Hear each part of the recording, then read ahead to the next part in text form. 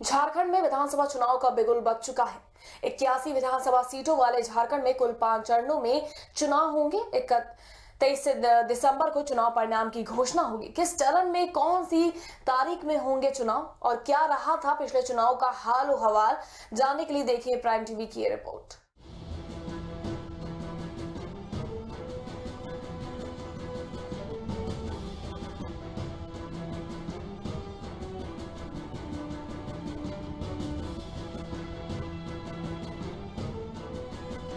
30 नवंबर को पहले चरण के लिए वोट डाले जाएंगे।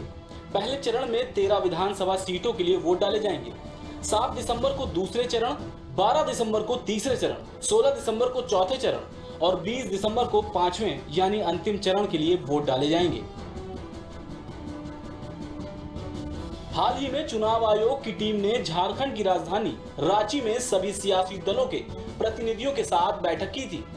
इस बैठक में कम चरणों में चुनाव कराने की मांग भी उठी थी।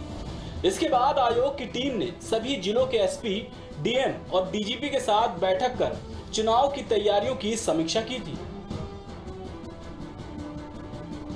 इसी के साथ राज्य में आदर्श आचार संहिता लागू हो गई है। वर्तमान झारखंड विधानसभा का कार्यकाल 5 जनवरी 2020 को खत्म हो रहा है।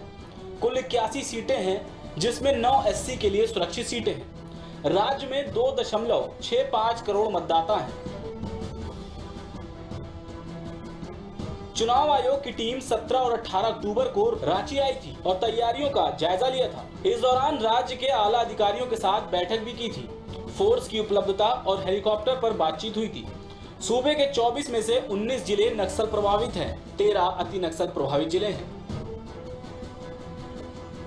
झारखंड में कुल 81 विधानसभा सीटें हैं।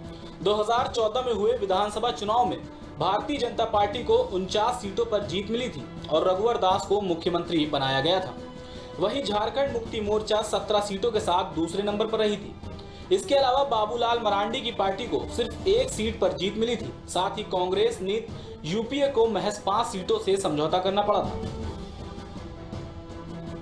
रघुवर दास ने बेरोजगारी को लेकर खासा काम किया है। स्किल समिट 2019 में 1 लाख से ज्यादा युवाओं को रोजगार देकर झारखंड सरकार ने खूब सुर्खियां बटोरी। अब देखना अहम होगा कि चुनावी नतीजों पर इसका क्या असर होगा। Output desk, prime TV India.